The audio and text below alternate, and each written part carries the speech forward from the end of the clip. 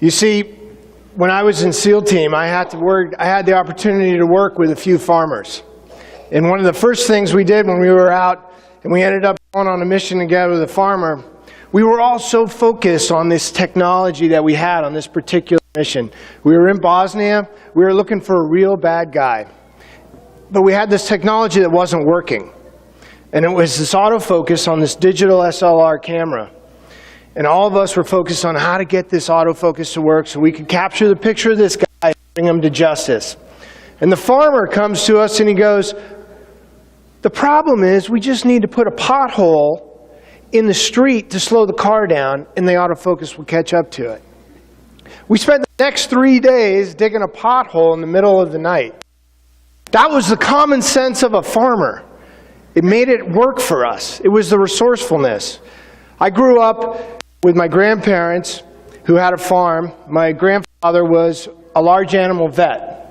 And a large animal vet, every once in a while I'd have the opportunity to go out and see the process firsthand. Now a farm in Massachusetts where I grew up is like a backyard playground for you here in Kansas.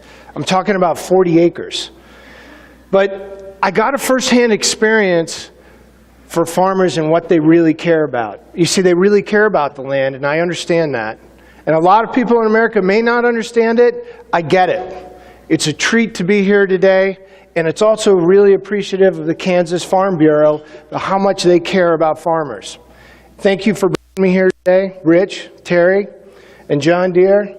That new tractor you have, that 9RX, that thing is a transformer. I want one of those things. Today we're going to talk about a book that I wrote 3 years ago to my 4 little boys. The book's called Be Unstoppable, and at the end of the day, the whole thing is about focusing in on the things you can control. In the world of more and more technology, the only things that you can control, the only things that you can make a difference on are actions and attitude. That's what I'm talking about. That's the only thing I want you to walk away from on this. But I want you to understand what powers action and attitude. I want you to understand how it can change the direction of what you do. I appreciate there's no other industry in the country that I could be speaking with 6th-generation business owners. I'd have to go to Europe and talk to a monarchy to look for a 6th generation.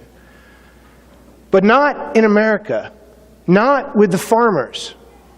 You have a double challenge. You got to keep that farm going for the next generation, and you got to keep putting food on the plate. And trust me, with a father of 4 little boys, I get the importance of food on the table.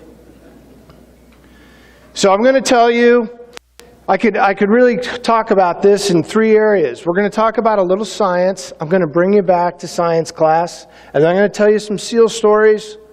And then I'm going to go through and tell you some startup stories, and I'm going to remind you time and time again that it's about actions and attitude and the people that you associate with.